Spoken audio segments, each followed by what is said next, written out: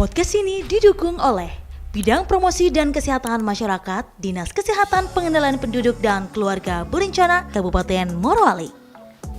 Assalamualaikum warahmatullahi wabarakatuh. Shalom, Om Swastiastu, Namo Buddhaya, salam kebajikan dan salam sehat. Kembali lagi bersama saya Rosa Sanasyalia dalam IKP Official, Informasi Cerdas Masyarakat Sejahtera.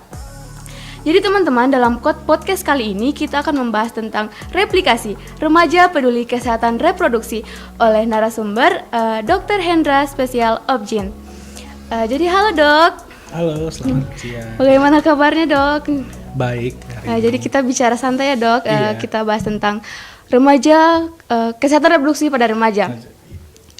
Jadi langsung saja dok, biar saya tahu, teman-teman di rumah tahu, pemirsa di rumah tahu tentang kesehatan reproduksi remaja. Jadi apa sih kesehatan reproduksi pada remaja itu? Sebenarnya kesehatan reproduksi pada remaja itu bagaimana kita memberikan pengetahuan kepada remaja, bagaimana pentingnya apa itu kesehatan reproduksi. Kesehatan reproduksi sendiri adalah terpenuhinya kebutuhan pada orang dewasa, wanita secara fisik, mental, dan sosial secara utuh sehingga dia bisa bereproduksi, menghasilkan keturunan yang baik dan sehat untuk reproduksi akan masa depan kita, generasi masa depan Indonesia. Itu pentingnya untuk diketahui pada remaja sehingga nanti pada saat dia masuk di masa reproduksi di usia 25 sampai 30 tahun, dia sudah siap secara mental. Jadi itu ya teman-teman, sebenarnya apa sih kesehatan reproduksi pada remaja itu? Jadi kemudian teman-teman kan sudah tahu tentang arti dari kesehatan reproduksi remaja. Jadi apa sih manfaat dari menjaga kesehatan reproduksi remaja dok? Pertama, para remaja kita memberikan edukasi. Apa sih penting kita menjaga kesehatan reproduksi kita? Pertama, menghindari terjadinya infeksi pada organ reproduksi kita. Terus menjaga tertularnya kita dengan penyakit-penyakit infeksi menular seksual. Terus menjaga para remaja kalau memang dia terjadi kehamilan yang tidak diinginkan, mencegah terjadinya aborsi yang tidak aman, mencegah terjadinya kehamilan dengan risiko tinggi. Itu dia pentingnya. Itu dia manfaat dari menjaga kesehatan reproduksi pada remaja. Sekaligus apa yang terjadi kalau misalnya kita tidak menjaga kesehatan reproduksi itu? Kalau kita tidak menjaga kesehatan reproduksi kita, yang bisa terjadi pertama, risiko terjadinya infeksi menular seksual selama masa reproduksi kita. Terus ada risikonya terjadi tumor di masa akan datang di usia tua kita, nanti bisa terjadi kanker serviks, bisa terjadi kanker serviks itu kanker kedua terbanyak di dunia, sehingga risikonya di masa datang itu kalau kita berganti-ganti pasangan akan lebih tinggi kita terkena dibanding kita cuma setia pada satu pasangan aja. Itu ya dia teman-teman, apa yang terjadi jika kita tidak menjaga kesehatan reproduksi. Terus dokter, apa sih tujuan dari menjaga kesehatan reproduksi ini pada remaja, supaya teman-teman tahu sebenarnya penting sekali ini untuk menjaga kesehatan reproduksi. Ya, tujuannya pertama supaya nanti generasi remaja kita di masa depan ini pada saat dia memasuki usia masa reproduksi yang terbaik itu 25 sampai 35 tahun itu, dia sudah siap. Pertama, sudah siap secara mental, sudah siap secara fisiknya, dia sudah siap. Terus kita bisa memberikan dia pengetahuan supaya bagaimana sih kalau dia hamil, apa yang harus dilakukan, apa yang harus dia minum, apa yang harus dia makan, dia sudah siap. Untuk mencegah, pertama, dia tidak terjadinya nanti kehamilan dengan risiko tinggi, kehamilan dengan preeklamsi, mencegah terjadinya penularan infeksi menular seksual. Itu dia pentingnya usia-usia remaja kita diberitahu pengetahuan-pengetahuan dengan kesehatan reproduksi. Ya, jadi itu dia tujuan menjaga kesehatan reproduksi. Jadi dok, menurut dokter, apa sih dampak pada seorang remaja jika tidak mempelajari kesehatan reproduksi ini sejak dini? Dampaknya apa kalau dia tidak tahu dengan kesehatan reproduksi ini? Pertama, dia risikonya lebih tinggi terkena infeksi menular seksual. Kedua, kalau dia hamil misalnya karena pergaulannya terlalu bebas, dia terjadi kehamilan dengan risiko tinggi. Karena dia malu, dia pasti tidak akan kontrol kehamilannya dia. dan tidak datang sudah hipertensi ke rumah sakit, itu penyebab kematian tertinggi ibu sekarang dengan kehamilan itu karena hipertensi. Dulu pendarahan karena, tapi zaman sekarang ini penyebab kematian pada ibu yang tertinggi adalah penyakit dengan hamilan dengan hipertensi. Banyak sih dok yang remaja yang hamil di usia dini Usia sekarang, remaja. usia remaja. Terus dok, apa pentingnya kesehatan reproduksi remaja? Kan dokter sudah jelaskan sebenarnya tujuan, manfaatnya, apa pentingnya menjaga kesehatan reproduksi remaja ini?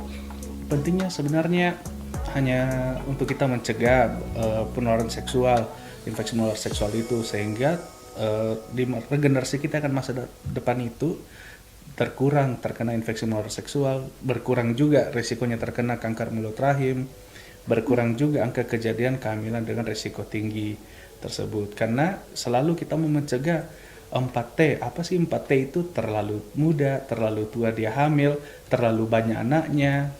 Itu dia yang kita hindari, jangan sampai terjadi. Karena kalau 4T itu sering terjadi, maka angka kematian ibu di Indonesia akan semakin tinggi. Sedangkan kita harapkan selalu angka kematian ibu di Indonesia itu harus semakin menurun dari tahun ke tahun. Itu dia targetnya kita. Oke, dokter udah jelasin dampak semua ya, tujuannya. Terus bagaimana caranya dok kita menjaga kesehatan reproduksi itu? Menjaga kesehatan reproduksi kita, pertama kita harus tahu bagaimana, apa sih perbedaannya organ reproduksi pada pria dan wanita, itu harus ditahu. Terus nanti setelah kita mengetahui dari sisi anatominya dia, nanti kita lebih gampang lagi menjaga kebersihannya. Kalau daripada perempuan, biasanya jangan suka tahan kencing, terus pola ceboknya juga diperbaiki.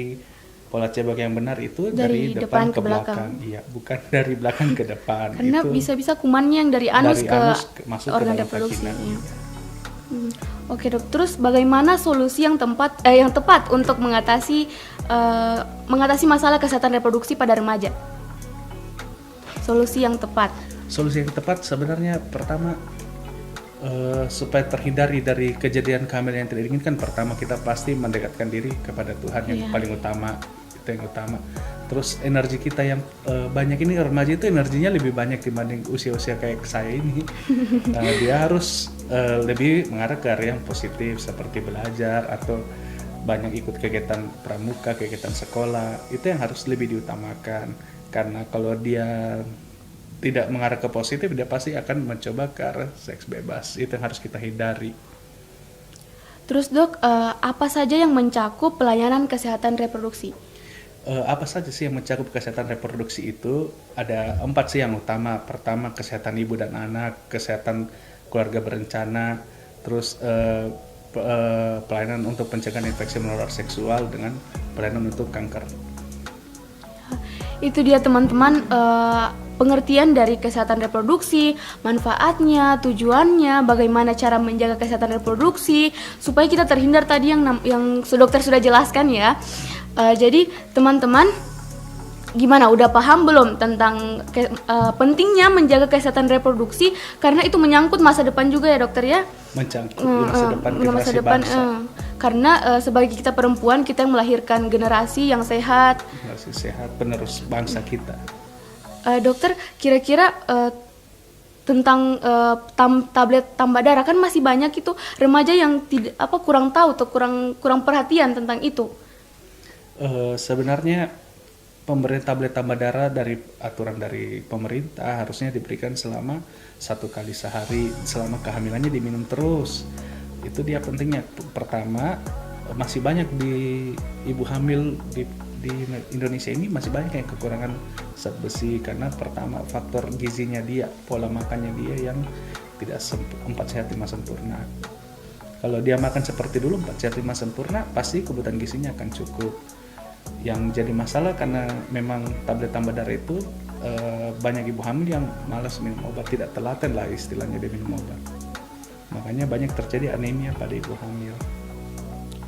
Ya dok. Terus kalau memang dia anemia pada kehamilannya dia, efek jangka panjangnya itu bisa terjadi stunting nanti pada bayinya. Biasanya berat badan lahirnya akan lebih rendah, risiko terjadi preeklamsi selama kehamilan bahkan lebih tinggi dengan anemia dalam kehamilan. Tapi kan banyak dokter yang tidak kan pemerintah ada kan program ini, program pemberian tablet tambah Tambah darah. Tapi kan banyak orang yang tidak mampu pemenuhan gizinya, mungkin gizi yang seimbang yang sesuai aturan.